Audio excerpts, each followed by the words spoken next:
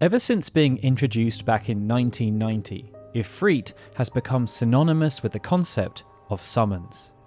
Often depicted as a horned beast who would rain down fiery hell on those who dared to oppose its might, as the franchise built out, Ifrit has almost always been there to bring hellfire and brimstone. Throughout this time, its association with the fire element has remained very consistent. But while there has been limited deviation with this particular aspect, many of the other traits associated with Ifrit have seen plenty of growth over the years. We've seen significant visual changes, narrative development, and of course, the introduction of new moves outside of Hellfire. And what's intriguing is that this growth has not just been restricted to spin-offs. Ifrit has developed front and center through the mainline entries, and Final Fantasy XVI serves as a rather fitting example of this. Throughout this video, we hope to explore this growth in significant detail, to explore how every single appearance of Ifrit has tied together to create something that can only be described as iconic. So strap yourselves in as we explore the complete evolution of Ifrit in our typical granular style, starting off with its mythological roots and initial appearance in Final Fantasy III, following it all the way through to the modern day with Final Fantasy XVI. To understand the true extent of Ifrit's evolution through the Final Fantasy franchise, first we must understand its mythological roots. Within the earliest of texts, the Ifrit appeared as a rebellious subclass of the Jinn. As such, they were supernatural creatures who were akin to demons, and their retributive nature was legendary, with stories told of them punishing humans for any slights done against them by inflicting disease or bodily harm. This made the Ifrit quite dangerous, as they could be violent and wrathful, but they were not necessarily evil, and it was said that they sometimes even performed the will of God. In some areas, Ifrit were believed to spawn from unnatural deaths like murders to get vengeance upon the perpetrator, and they were said to be formed of smoke and fire. Dungeons & Dragons also had a class of beings known as the Ifriti. They were demonic beings from the elemental plane of fire, but unlike in the more traditional mythology, where the Ifrit were a subclass of the Jinn, in Dungeons & Dragons they were made the sworn enemies of the Jinn. Shapeshifting powers, wish-granting and fire attacks were within the repertoire of the Ifriti, and although they could be bound by cunning sorcerers, they were infamous for their dislike of servitude, their desire for revenge, their cruel nature, and their ability to mislead. When summoning magic was introduced in Final Fantasy III, Ifrit was amongst the first 5 summon creatures made available for players to call forth. It could be obtained after purchasing the Heatras spell from a vendor in the town of Repleto, and this would enable evokers, sages, and summoners to call on the power of Ifrit. In the initial Famicom version, when called upon by an evoker or sage, Ifrit would either perform a single target heal to the party or would use a single target fire elemental attack that roughly translated to Flames of Fury. When called upon by a summoner, however, Ifrit would use Flames of Hell or Hellfire to deliver mid-level fire elemental damage to all enemies. Its visual style was imposing. Yoshitaka Amano, who drew the concept art, moved away from the red skin of the Ifriti in Dungeons & Dragons, instead opting for a yellowy brown skin, and a hulking form was created that could only be described as demonic and beast-like. The idea must have been to make Ifrit seem feral, and to work with this, there was limited clothing, with strapped sandals being the only exception. Long, developed horns were also created, enhancing the physical traits associated with the Ifriti that appeared in Dungeons & Dragons, and they also had small accessories attached to them. This concept was then recreated in-game via 3 separate colour palettes. Each contained some aspect of the concept, but none were a one-to-one colour match. This saw each variant have black hair, but the healing Ifrit had a green body and brown horns. The weaker offensive Ifrit had a whitish blue body and red horns, and the most powerful Ifrit had the yellowy brown body with green horns. Final Fantasy IV saw summons return, but the mechanics were changed.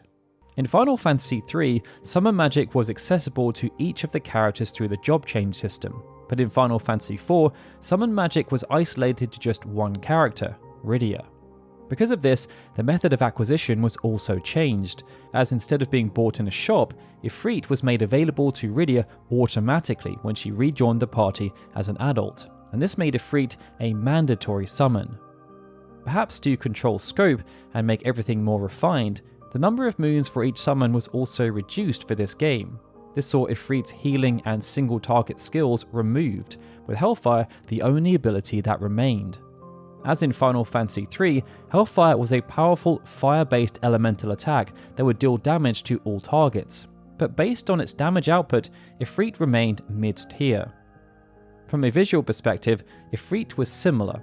It remained as a demonic beast with long, pronounced horns, but a decision was taken to adopt green skin as opposed to the yellowy-brown from Amano's concept art. For the Western release, there were also some interesting choices. Even though this iteration of Ifrit had no connection to the Jinn, the localizer chose to rename Ifrit as Jinn, and its ability Hellfire was also renamed to Jinn. In Final Fantasy V, Ifrit continued the visual trend with the same colour configuration and clothes, but this time the venerable summon stood taller, with its arms by its head and legs almost crossed, not unlike the stereotypical pose for a genie or Jinn. This time, Ifrit also had a small role to play in the story. Found within the Library of the Ancients, the party would encounter Ifrit as they attempted to read a special book. Ifrit had been sealed within the book, and this had thematic parallels with the typical genie, just without the wishes. Ifrit would even say only those who could withstand his flames will be granted the privilege of summoning him. This presented yet another method of acquisition, as Ifrit would need to be bested in combat, and during the mandatory boss fight, Ifrit would attack with fire magic, but also used kicks. It would also display a weakness to ice attacks. Once defeated, Ifrit would then be available to the player as a level 2 summon. When called upon, Hellfire remained as the signature ability. This again dealt fire damage to all opposing foes, making Ifrit useful against fire-weak enemies like Byblos, the final boss of the Library of the Ancients. But in relation to the other available summons, Ifrit was low tier by the end of the game, and this served as something of a regression in terms of Ifrit's combat prowess. Final Fantasy V would also introduce the trait of Ifrit having a narrative involvement with another summon. If Ifrit had been acquired prior to encountering Ramuh in a random battle outside the town of Istri, should the player take no action, Ifrit would come to the fore. This would then lead to Ramuh throwing in the towel, lending his power to the party as a sign of respect. Now, real quick, before we dive into exploring how Final Fantasy VI introduced a rather pertinent narrative trait for Ifrit, did you know that we currently have 292,000 subscribers on YouTube, but that over 70% of the people who watch our videos are not subscribed? If you're not subscribed, and you choose to do so right now, we may even get close to hitting our next big milestone of reaching 300,000 subscribers. Also, we've just ordered a small second run of The Legacy of the Crystal. If you'd like to buy the book, there's a link in the description below. And with that, let's continue with our evolutionary tale. Final Fantasy VI saw a huge expansion to the concept of summons, both in terms of the number available for players to call upon and their role within the story. Similar to Final Fantasy V, Ifrit would have a narrative involvement with Ramuh, but this time it also extended to Shiva. Ramuh would be the first Magicite acquired by the party, having been encountered in Zozo. Prior to turning into a Magicite, he suggested the party venture to the Magitek research facility to free the espers that were being held there, but after making their way inside, they found nothing but devastation. Cruel experiments had been conducted, and many of the espers were left drained and desperate. Ifrit and Shiva were so downtrodden that when they encountered the party, their instinct was to fight. It would only be after sensing Ramuh partway through the encounter that the pair stood down, a narrative nod back to the previous game. During the battle, Ifrit would use variants of fire magic and displayed a near identical appearance to what was seen within Final Fantasy IV and V. It was only after the fight, as Ifrit was acquired as a mandatory esper, that players would see a slight deviation. Due to censorship policies enacted by Nintendo of America, Ifrit was not allowed to perform Hellfire as it contained the word Hell. Even though the move would have identical function to previous iterations, it was instead renamed to Inferno. As Final Fantasy ventured onto the PlayStation, many hallmarks were retained, but there was also some room for creative interpretation, and in this regard, we got to see a whole new side to Ifrit. Some aspects of the original concept resurfaced, such as the yellowy-brown coloured body and brown horns, but the purple hair introduced in Final Fantasy IV was used instead of black hair from the original. Unlike the two previous games, summons would have next to no involvement with the narrative of Final Fantasy VII, and they were instead distilled into materia. This then allowed for a new method of acquisition, as instead of being purchased, learnt or fought against, Ifrit would be found on the floor of the cargo ship after defeating Genova Birth.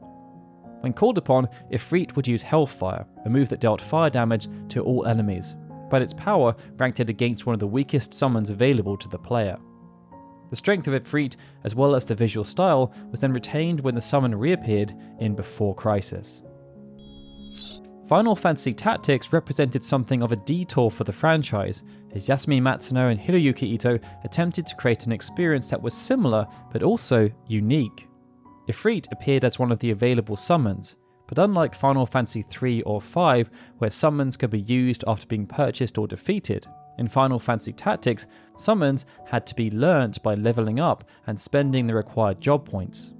In this regard, Ifrit was one of the first that could be learned and was therefore one of the weakest. Ifrit's combat application would also be amended. There was still the standard association with fire, but instead of damaging a single target or the entire selection of enemies, Ifrit would now attack a specific area of the map. This move was also renamed, this time to Infernal Blaze. Beyond that, there were also design changes. Working along with the theme of creating an experience that was similar but also unique, Ifrit was still a horned beast, but it saw the first appearance of a brown body. Ifrit also had brown hair, something that also hadn't been seen before. However, the design did still retain the brown horns that had been there since the beginning. Ifrit did not appear as a summonable entity within Chocobo's mysterious dungeon, but it did appear within the sequel, Chocobo's Dungeon 2. Here, Ifrit could be called upon to deliver a very strong fire elemental attack to all enemies. This in itself was pretty standard, but where this particular iteration differed was the visual design. There was still a semblance of Ifrit being a demonic beast, as it had large limbs and two pronounced horns, but this time Ifrit was wearing vibrant tribal clothing that covered almost its entire body. Ifrit next appeared as a guardian force in Final Fantasy VIII, and this, for many, represents the quintessential appearance. Sticking with the brown body seen in Final Fantasy Tactics, the design team mixed things up by introducing black horns and fiery hair. Ifrit was also given wrist guards and earrings to make up for the removal of clothing elsewhere. There was also a clear push towards making this iteration of Ifrit resemble a lion, perhaps due to strong thematic elements present elsewhere in the game. In relation to the story, Ifrit was encountered inside the Fire Cavern as part of a training exercise. This mirrored Final Fantasy V and VI, where Ifrit needed to be fought as part of the story, and then acquired as a mandatory summon. If the party had already obtained Shiva by this point, Ifrit would acknowledge the accomplishment, resurfacing the narrative connection between the two summons that was introduced in Final Fantasy VI. When used, Ifrit returned to the standard application. Hellfire would rain down fire elemental damage on every enemy, but due to its early acquisition, Ifrit was again one of the weakest guardian forces available, at least when used in combat. Ifrit's strength would come outside of battle, as it granted access to some powerful abilities such as Ammo RF, which could be used to create ammunition for Irvine's Limit Break. Despite Final Fantasy IX serving as a tribute to what had come before, Ifrit had one of the more distinct designs to date. It continued the new theme of having a brown body, but it also featured brown hair, and we saw the first appearance of orange horns. Outside of that, Ifrit's physique was very dynamic. It featured accentuated forearms and a very defined hock that would typically be found on a quadrupedal mammal. Ifrit's face and general posture was also adjusted to resemble that of a primate. Final Fantasy IX would also feature a new method of acquisition. After the party returned to the outer continent, Garnet could learn Ifrit from the Topaz gemstone, which was received as a gift from Dr. Tot. But technically, Ifrit was auto-learned, as Garnet already had the Eidolon within her at the start of the game, and it would just need to be relearned after it had been extracted. When called upon, true to form, Ifrit would scorch with a fire-based attack that would damage all enemies. But there was a deviation, as the English localization team chose to call the move Flames of Hell as opposed to the traditional Hellfire. Ifrit would also have two variations of the move, with different lengths of animation determining the damage. Ifrit's damage could also be influenced by how many topaz were in the party's inventory. By the time Final Fantasy X was in development, Square had created a multi-team development system. This meant that large parts of the team who worked on Final Fantasy VIII also worked on Final Fantasy X, and it led to Ifrit adopting a very similar aesthetic, but it wasn't identical, as Ifrit now had ankle guards and a necklace. For this installment, the role of summons was also changed. Instead of being called forth to perform a predetermined move and then disappearing, they could now be commanded. This significant evolution required summons to have an actual array of abilities, something that had not happened since Final Fantasy III. It saw Ifrit granted a new move called Meteor Strike, which was a non-elemental attack that bypassed Protect, and it could also perform a melee strike. Hellfire then appeared as its overdrive. Beyond this, there was an interesting twist. By this point, Ifrit had been fought in relation to the party proving their worthiness to wield its power. But in Final Fantasy X, even though Ifrit was given to Yuna following her completion of Kilika Temple, as opposed to being fought, there were still multiple fights via proxy, with some mandatory and some optional. Final Fantasy X would also see the first appearance of Dark Ifrit, which could be found at the entrance to Home in the Bikanal Desert. Ifrit then resurfaced in Final Fantasy X too, but there was no evolution. For narrative reasons, Ifrit's role was diminished in significant fashion, only appearing as a boss at the end of Chapter 3. Ifrit next appeared in an unlikely source, an anime produced by Gonzo on behalf of Square. This was called Final Fantasy Unlimited, and perhaps due to the nature of the medium, it saw radical changes made to Ifrit's design. Ifrit now had a flaming body, complete with flaming horns and flaming hair. And even though Ifrit did not perform a named move when summoned, there was still a very clear association with fire, and the summon's legacy was retained. The next chronological appearance of Ifrit came in Final Fantasy XI. Acting as the first MMO in the franchise, Final Fantasy XI saw numerous details fleshed out in comparison to what had been seen with previous iterations, and in this regard, summons saw massive benefit. Instead of being pawns who were mere gameplay devices, summons were integrated into the story, and Ifrit was made one of the sleeping gods who resided in proto-crystals that were scattered throughout Vana'diel. This piece of narrative exposition saw Ifrit related to Ramuh and Shiva once again, something that had not happened since Final Fantasy VI.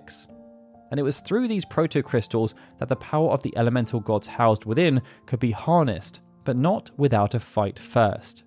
In the case of Ifrit, Ifrit Prime would need to be defeated as part of the Trial by Fire questline, and upon doing so, summoners would gain access to a powerful ally. Unlike almost every prior iteration, Ifrit wasn't just part of the proverbial furniture. Instead, it was one of the strongest summons available, capable of dealing massive amounts of damage, especially to enemies who were weak against fire. To assist with the damage dealing, Ifrit had one of the most expansive list of abilities to date, but in an interesting twist, the ultimate ability, accessible as part of the summoner's astral flow, was not called Hellfire. It was instead called Inferno, a name not associated with the ability since Final Fantasy VI. Alongside this were numerous other abilities, including Meteor Strike, which had just been introduced in Final Fantasy X, Burning Strike, Flaming Crush, Crimson Howl, and Inferno Howl.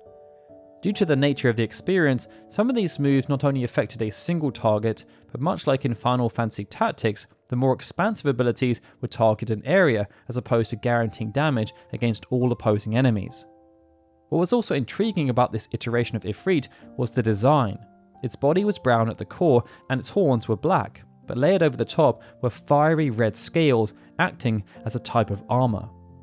All of these traits, alongside the addition of the ability to fight against Ifrit as either a group or solo via trial size trial by fire, made this particular iteration quite comprehensive. But what followed afterwards was a period of experimentation for Ifrit, as appearances deviated from what had been established, or just served as subtle odes. And the first instance of this came with Final Fantasy Tactics Advance. It would have been easy for Ifrit's appearance in Tactics Advance to serve as a continuation of what had been seen in Tactics, and in many regards, it was. But from a visual perspective, the developers chose to add something of a flourish. Ifrit still featured a brown body and brown hair, and its appearance as a horned beast was retained. But in this particular game, Ifrit was adorned with a full coat of golden armour and had hooves complete with woolly legs. Unlike every prior game, in Tactics Advance, Ifrit could also be summoned by equipping an item, with a specific item required being the guard staff. Once enough AP had been accumulated, Ifrit could then be mastered, allowing for the player to call upon the summon without equipping the staff, even when using another job. When called upon, Ifrit would then perform a fire-based move that would damage all enemies in a particular area, but owing to a decision taken by the developers, no summon actions were named for this particular game. Nonetheless, Ifrit was of decent strength and was mid-tier in terms of performance. This particular iteration of Ifrit was then carried through to many of the properties that spawned from Tactics Advance, including Tactics A2, the Crystal Defenders, and Final Fantasy Tactics S. Even though Ifrit was part of Evilesian lore, owing to its inclusion within the Tactics series, the Venerable Summon did not appear in Final Fantasy XII, at least not in the traditional sense. This could then be seen as some kind of anomaly. After being introduced in Final Fantasy III, Ifrit had been ever present. There had only been a few exceptions to this, such as Mystic Quest and the earlier iterations of the Saga and Mana franchises. Final Fantasy XII broke this tradition by relegating Ifrit to being nothing more than a reference, and in this regard, Ifrit appeared alongside Shiva and Leviathan as ships that were part of the 8th Fleet. Even though Ifrit did not feature in Final Fantasy XII, there was a place for the Venerable Summon within its follow-up, Revenant Wings, and here we got to see some fun references to the past, but also some significant changes. Ifrit was now covered in crimson red fur, and had more in common with a Yeti than the feral beast we'd come to expect. This iteration also saw the first appearance of a black body and white horns. Ifrit could be bought using the new Orosight system, and it was classified as a rank 3 fire-type melee summon. This made Ifrit a high-tier Esper that could cause significant damage through the use of Burning Strike, a move previously only seen in Final Fantasy XI, as well as its special ability, Hellfire. There was also a nice bonus added here, as even though Hellfire was an area of effect move, it also affected targets with slow. Revenant Wings would also be the first canonical connection between Ifrit and the Jinn, outside of the localization of Ifrit in Final Fantasy IV. This came via the Jinn appearing as a weaker variant of the fire-type summon, and they would even fight alongside Ifrit in numerous missions. Ifrit next appeared in Crisis Core Final Fantasy VII. Whereas before Crisis had taken direct inspiration from what had appeared in Final Fantasy VII, the development team working on Crisis Core saw fit to create a brand new version of Ifrit. It saw the yellowy-brown coloured body replaced with a standard brown body, and Ifrit had fiery hair instead of purple hair. This Ifrit also had a pronounced hock, as in Final Fantasy IX, and to coincide with this, we saw hooves return, something that had been introduced in Tactics Advance. Wrist guards were also visible, as in Final Fantasy VIII and X, but to take this one step further, Ifrit featured small pieces of armour on its shoulders and across its chest. Throughout Crisis Core, Ifrit could be fought against numerous times. The first encounter came at the behest of Genesis, and the second came via a mission called Rematch with Ifrit. It was upon completion of the second mission that Ifrit would be made available via the DMW system, and when summoned, Ifrit would use Hellfire. When being fought against, Ifrit would use a second move which hadn't ever been seen before, called Flame Shot, and when squaring off against the harder variant called Mako Ifrit, this second move would be upgraded to Explosive Flame Shot. Final Fantasy IV Remake followed a similar premise. Even though Ifrit was well established within the original game, for the remake there were significant changes with the summon's visual design. Ifrit now featured a fiery body, complete with accompanying horns and hair. And this was very interesting, as the only other time this combination had been seen was in Final Fantasy Unlimited. Everything else was a direct reference to the original game. Ifrit was still auto-learned and mandatory, and when called upon, it would perform Hellfire, a strong move that classified Ifrit as a mid-tier summon. Final Fantasy IV The After Years then made reference to Ifrit from both the original Super Nintendo version of Final Fantasy IV and the DS version, depending on which version of the After Years you played. Every other trait was kept intact, but there were some slight tweaks made. Ifrit could now only be acquired after being bested in combat, and it also appeared as an unbeatable boss in the context of the story. In this regard, it also meant that you could fight Ifrit multiple times. Ifrit next surfaced in Dissidia Final Fantasy, a game that pulled from various sources to celebrate the franchise. It saw the past of Ifrit celebrated, with the Final Fantasy IV version called upon when doing a manual summon, and the Final Fantasy VIII version called upon when doing an automatic summon. It was much the same in its prequel, Duodecim, but owing to the inclusion of Yuna, Ifrit from Final Fantasy X also featured and could use Meteor Strike and Hellfire just like in its original appearance. Final Fantasy XIII would only feature a loose reference to Ifrit, making it the second numbered game in a row where its role was diminished. It would see the Venerable Summon appear in the Pompa Sancta event, where it served as an eidolon for the Pulse L'Cie that was attempting to destroy Cocoon. As part of this mini-narrative, Ifrit squared off against Ramuh, a nice ode to previous games where the pair had a connection. From a visual perspective, Ifrit was similar to what had been seen within Final Fantasy VIII and X, with a brown body and fiery hair, but the horns were now metallic, with fire literally coming out of the top. As many of the team who worked on Final Fantasy Dimensions had worked on the After Years, they brought forth a similar visual design. The only notable change was that its body was made brown. To be acquired, Ifrit would need to be fought and defeated in the Cave of Perfervidity. During this fight, and when used as a summon after, Ifrit would make use of Hellfire, which displayed the standard application. Further to this, Ifrit also had access to another ability that had never been seen before. It was called Heat Up, and when used, Ifrit would become stronger and faster. The next major iteration of Ifrit came in Final Fantasy XIV. As seen with Final Fantasy XI, Ifrit was again ingrained into the game's lore. This time, Ifrit was the primal worshipped by the Amaljar Beast tribe, and they planned to use its savagery to defend themselves against the Garlean Empire. As part of this process, the tribe would kidnap individuals, so that they could be tempered by Ifrit and turned into worshippers. Perhaps because of this association with the Amaljar, Ifrit was given a more lizard-like appearance and adopted a fiery colour scheme. This was similar to what had been seen within the Final Fantasy IV Remake, but there was now much more detail. Ifrit could be fought numerous times in the Bowl of Embers, and with each increase in difficulty, the breadth of abilities used by Ifrit also increased. Amongst the selection were numerous odes back to Final Fantasy XI, with abilities such as Inferno, Meteor Strike, Burning Strike, and Flaming Crush. But these iterations of Ifrit also introduced plenty of new abilities such as Eruption, Crimson Cyclone, Incinerate, and Infernal Nails, which was particularly harsh if the summoned nail was not destroyed. Hellfire would also return as the showpiece ability. Ifrit could then be summoned by the player, and this would grant access to some of the aforementioned abilities. But even though Hellfire was used by Ifrit when appearing as an antagonist, it was not made accessible to the player. Inferno was instead installed as its most powerful ability. When looking at all these elements combined, alongside Final Fantasy X and XI, this served as one of the most comprehensive iterations of Ifrit to date, but there was more to come. As the Shadowbringers expansion progressed, players would bear witness to some fantastic interpretations of Ifrit. As part of patch 5.2, players could take part in a raid called Eden's Verse Fervor, also known as E6. It would introduce an alternative version of Ifrit that was humanoid in form, while still retaining the beast-like qualities. Known as the Heritor of Fury, Ifrit could be fought during the second phase of the raid.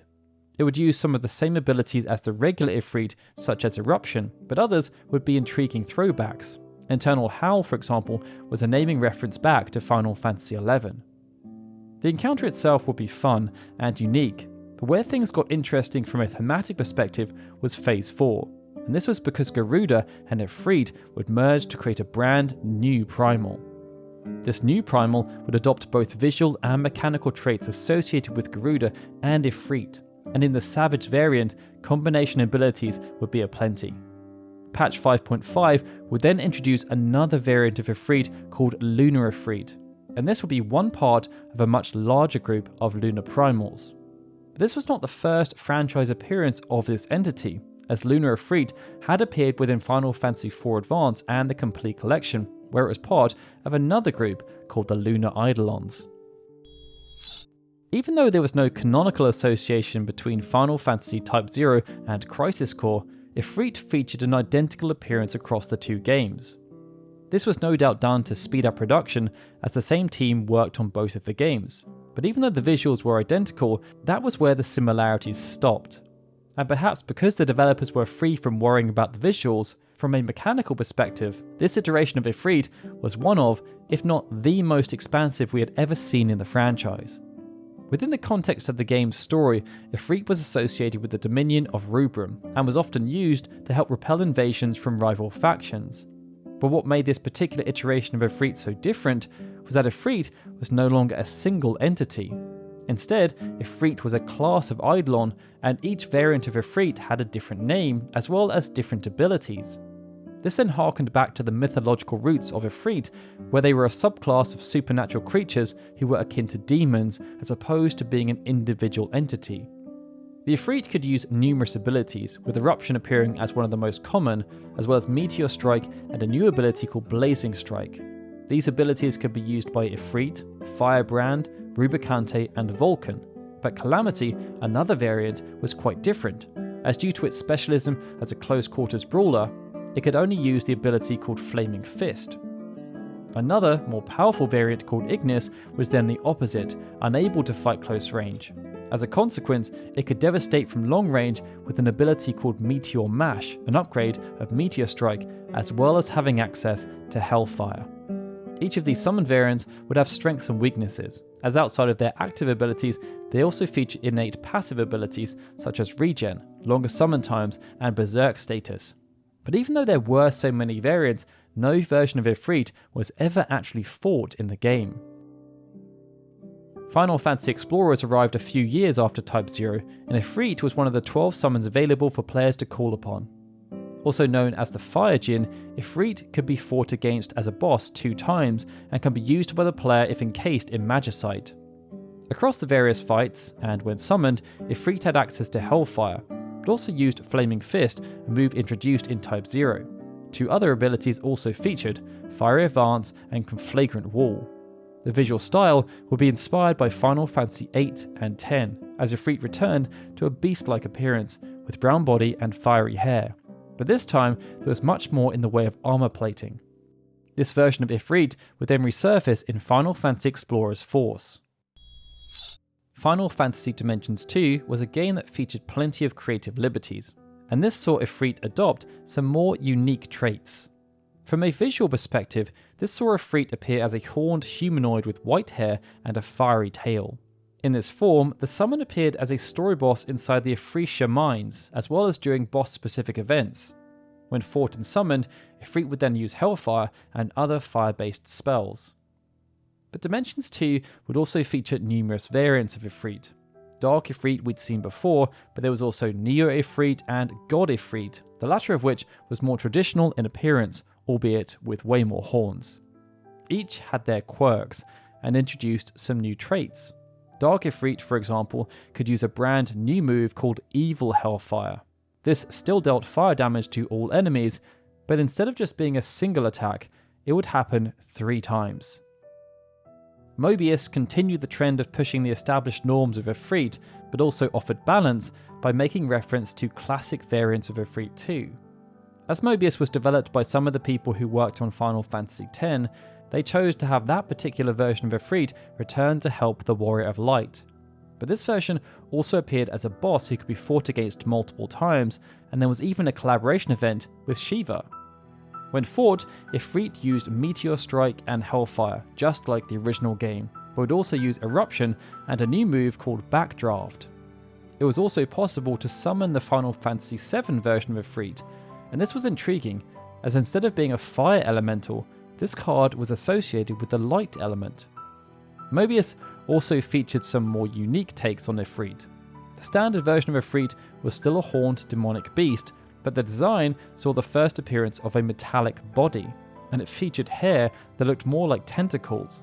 Extreme Ifrit then built upon the Final Fantasy X model, but changed the body colour to black, and Extreme Ifrit X built upon this further, exaggerating the horns and giving Ifrit much more fur. We also saw the first iteration of a female Ifrit via the Ifrita card. But instead of being a horned beast, Ifrita was a horned humanoid, much like we had seen within Dimensions 2. After all of this change, the developers of Brave Exvius decided to keep things a bit more traditional. It saw Ifrit adopt the fiery appearance first seen in the Final Fantasy IV Remake and then resurface in Final Fantasy XIV. But they added a unique spin by giving Ifrit a bit more armour alongside some wrist guards. Ifrit can be found inside the Inferno Hollow and can be acquired after being bested in combat. Due to being acquired so early on in the story, Ifrit was one of the weaker espers available to the player, but still provided utility against fire-weak enemies, especially when using its evocation, Hellfire. However, it would be possible to upgrade Ifrit, something that would see multiple animations associated with the Venerable Summon. And there was also a pretty unique trait, as Ifrit could team up with Rain to create the Infernal Fire Rain. This served as a special summon, and it would grant access to a plethora of new abilities, both passive and active. One of them was called Fiercer Than Hellfire, and this increased the limit break damage by 100%. That limit break would then be called Inferno Claw, and alongside dealing huge amounts of fire elemental damage, it would also decrease their resistance to future fire elemental attacks. Ifrit next appeared in Dissidia Final Fantasy Arcade and NT as one of the summons that players could use to try and turn the tide in battle. Unlike the two previous Dissidia games, which called upon already established versions of Ifrit, Dissidia Arcade featured an original take of the Venerable Summon, and it would call back some long-forgotten traits. It saw Ifrit sport a yellowy-brown coloured body and brown hair, two traits that had seen a decrease in adoption within more recent installments. This meant Ifrit did not have a fiery mane of hair, but it did still have fiery hair in its wrists. When called upon, Ifrit will be able to damage the opposition team by using Meteor Strike, with Hellfire returning as its ultimate ability. But when fought against, Ifrit would use Conflagrant Wall, a move that had only ever been seen before in Final Fantasy Explorers. This version of Ifrit would then appear in Opera Omnia, and it could be obtained during Chapter 2. Acting as a tribute game, World of Final Fantasy created an expansive iteration of Ifrit that made reference to many aspects from the past. It saw Ifrit given a much bigger role within the story, as the Venerable Summon appeared alongside Ramuh and Shiva as a powerful Mirage who looked to help guide Ren and Lan on their quest. After jumping through enough hoops, Ifrit could then be obtained as a Mirage, and when used in combat, various fire abilities were seen as well as Hellfire. Its main design was inspired by Final Fantasy X, but there were numerous variants of Ifrit featured too, such as Ifrita, another female iteration. The EX dungeons also introduced a black and white variant family, with Gleefrit appearing as the most evolved form. Final Fantasy XV saw Ifrit's role within the Final Fantasy meta evolve. Even though Noctis could acquire numerous summons, Ifrit was not one of them. Instead, the Venerable Summon served as one of the game's main antagonists.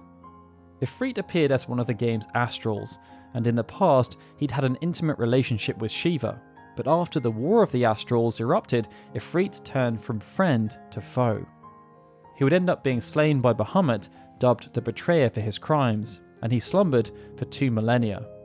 Upon being revived, Ifrit would end up being subjugated by Arden, used as a minion to carry out his whims, but each time Bahamut would strike him down again. Perhaps because of this role change, the decision was taken to have Ifrit shed the classic beast-like appearance in favour of the horned humanoid variant that had started to become a bit more regular. Ifrit's physical form would be pale, with long brown hair and horns made of bone. Due to this muted showing, fire motifs were instead present across accessories and items of clothing. Within the context of the main game, Ifrit was fought against as the narrative drew to its conclusion. Outside of standard melee attacks, Ifrit would use Flames of Hell, an alternative name for Hellfire that had not been used since Final Fantasy IX. This could have perhaps been chalked up again as a mistranslation, but in Episode Arden, in addition to Meteor Strike, Ifrit would use Hellfire. As a collective, this all represented a significant change for Ifrit, and when throwing in the opportunity for multiple fights across the main game, Episode Arden and Comrades, it was a strong appearance. In War of the Visions, Final Fantasy Brave Exvius, Ifrit would resurface many of the more modern traits. This would see it appear as a powerful beast-like monster with fire gradient hair and typical gold armaments. Perhaps one of the most intriguing aspects though was that its in-game description noted that Ifrit wielded the unique ability to transform into black smoke and even flame itself. This then referred back to its mythological roots, where the Ifrit were said to be formed of smoke and fire. Ifrit's evocation would be Hellfire, and it would resurface a trait from Brave Exvius, as alongside dealing damage, it would also reduce enemy fire resistance. The Final Fantasy VII Remake featured Ifrit as a summonable entity, after being gifted by Jesse, and it also appeared as a boss in the Shinra Combat Simulator. Due to the source material, this version of Ifrit had a lot of similarities with what had been seen within the original Final Fantasy VII. This meant it featured a yellowy-brown coloured body, brown horns, and purple hair. But it was also given fiery hair and wrist guards, something that did not feature as part of the original design, but had been featured in Crisis Core. Even though Ifrit was a low-tier summon in the original game, owing to the nature of the remake, it was upgraded to being one of the most powerful summons available to the player, and when called upon, it would use Hellfire as its ultimate ability. But there were also two other abilities, Radiant Plume, previously featured in Final Fantasy XIV, and Crimson Dive. That then brings us on to Final Fantasy XVI, which featured the most recent and most comprehensive iteration of Ifrit to date. And it's at this point that we do need to put in a small spoiler warning for those who have not yet finished Final Fantasy XVI. Now, in previous games, even when Ifrit had narrative involvement, it would often be minimal. The only time this changed was when Ifrit's standing was elevated due to its role as being an antagonist. Final Fantasy XVI flipped that notion on its head, as Ifrit was connected to the game's main protagonist, Clive Rossfield. Clive would serve as the dominant of Ifrit, and it was through this that strong connections would be developed with both Shiva, whose dominant was Jill Warwick, and Ramuh, whose dominant was Cid Telemon. And, as had been seen before, the connection with Ramuh would be based on friendship and respect, whereas the connection with Shiva would have a romantic element. Owing to Ifrit's connection to the game's main protagonist, we also saw something unorthodox. Throughout much of the franchise, Ifrit was positioned as one of the weaker summons. It could often be used to exploit enemies who had elemental weaknesses with fire, but its raw power will be relatively weak in comparison to the likes of Bahamut or other ultimate summons that were introduced. In Final Fantasy XVI, that was not the case. Ifrit was granted immense power, and in situations where its power was not sufficient, it could merge with the Phoenix to create Ifrit Risen. This then referenced the trait seen within Shadowbringers, where Ifrit merged with Garuda to create a new primal. In combat, Ifrit could use numerous abilities outside of standard melee attacks. The two main ones were Brimstone and Spitflare, the latter of which would be capable of dealing huge amounts of damage. From a visual perspective, Ifrit once again embodied the beast-like status, and this was perfect for personifying Ifrit's feral nature.